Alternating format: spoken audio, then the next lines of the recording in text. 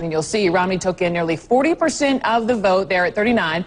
Ron Paul, number 2. Jon Huntsman, number 3. And we're going to talk Mitt Romney here in just a moment. But first, I want to begin with this man, Ron Paul, Texas congressman. You know, Paul has already moved on to South Carolina. That's where this whole thing is going next.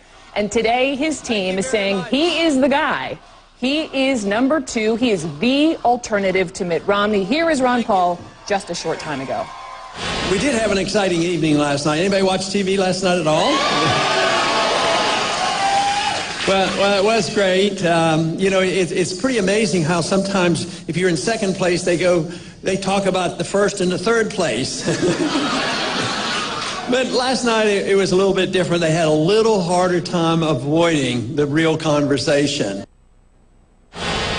All right, so we'll have that conversation, Ron Paul. Let's bring in CNN's Dana Bash. She's been covering Congressman Paul here. Dana, nice to see you. Early morning, late night for you and a lot of us. You too, bro. You're in New Hampshire. We know Ron Paul credibly, I guess I should be asking, can he credibly claim now that the whole boom and bust cycle of the anyone but Romney crowd is over, that he's now sort of the anti-Romney?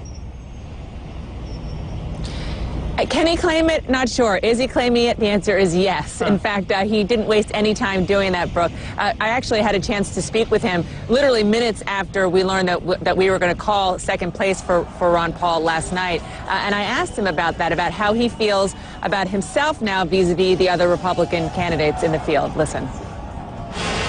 Are you now the buffer between Mitt Romney and the rest of the Republican candidates? I don't know what you want to call it, but I know that we're next in line to him. So I would say that we're the only ones really in the race with him, and we'll have to remain to be seen what turns up. So he's trying to make this a two-man race, obviously, Brooke. Last night he said that he's nipping at Romney's heels.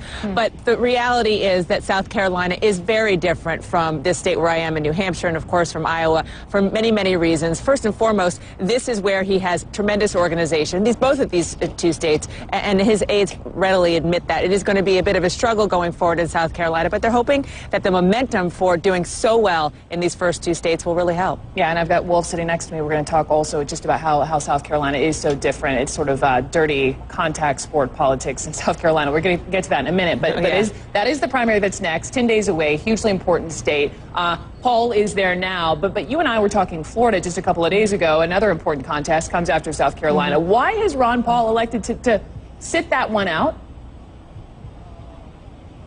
You know, for now, it's about two things: money and momentum, and kind of the long-term strategy. First of all, let's talk about money.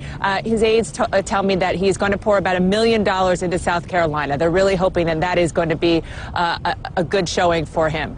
But long-term, what he is really making clear, Brooke, is that whether he wins the nomination or not, he wants to keep his movement. He calls it a movement. He wants to keep it going, and going probably all the way to the Republican convention in Tampa. So in order to do that, he's got to rack up as many delegates as he can in order to have leverage to really have an impact there. And in Florida, the rules are winner take all. So whomever wins the Florida primary gets the 50 delegates. And obviously, he doesn't think he's going to do that. He doesn't think he can win that for lots of reasons, primarily that it costs, you know, about $10 million minimum to spend there in order to do remotely well. So it doesn't make a lot of sense for him to try to compete there. More sense, his campaign thinks, to go to some of the caucus states, which are next, where he can really rack those delegates up, Brooke.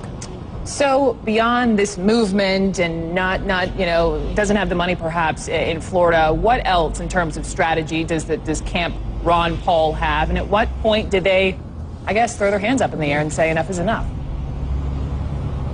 I would not look for that point anytime soon, throwing their hands up in the air. I mean, they really, really feel that they have the wind at their back right now. Remember, this was the little engine that could, so to speak, for years and years and years. I mean, we were here in New Hampshire 4 years ago, and barely anybody paid attention to him. Maybe rightly so. He got less than 8% in the polls, and now look how he finished this time around. He claims, and I think he's right about this, that he didn't change his talking about the issues at all. It's just that the electorate changed, the issues changed, and people are very upset right now about the government being too big, about spending too much, and that fits right into his message. And they definitely feel that they are gaining momentum. And the thing thing that you cannot underestimate are the young people. We saw it very late into the night last night at his headquarters, and you definitely see it. You saw it this morning in South Carolina and definitely across the country, that those are the people who have the energy, and they're really getting out for him. They're traveling all over the country to help organize in these states. And you know, that kind of organic help, you can't, you really have to pay attention to. You can't deny it. You can't deny it. Dana Bash, thank you for us in New Hampshire.